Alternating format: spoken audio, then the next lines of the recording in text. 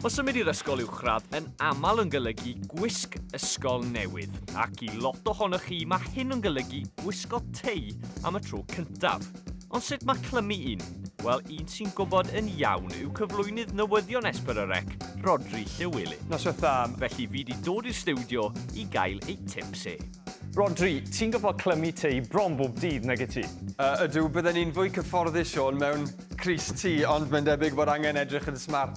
Sa'i wedi gwisgo tei ers I fi fod yn yr ysgol. Ti'n fodlon dangos I fi sut I glymu un? Allai drial, mae sawl ffordd o wneud hyn, ond tei rownd I dy oedd fy'n amlwg, ac mae 'da ti ddau ben, y pen llydan, y pen tenne. Mae angen i'r pen llydan I fod yn hirach na'r pen tenne. Reit, tala sylw. Nawr maen nhw'n croesi, ac mae'r pen llydan yn mynd dros ben y pen tenne.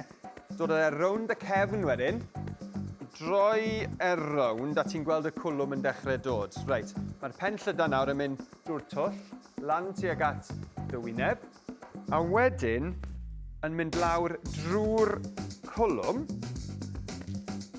just fel la. I dynnu fendyn, a dyna ni.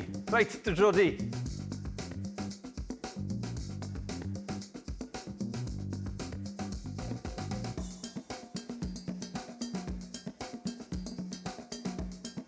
Siw, ma' hwnna'n edrych, Rodri. Wel, teidi.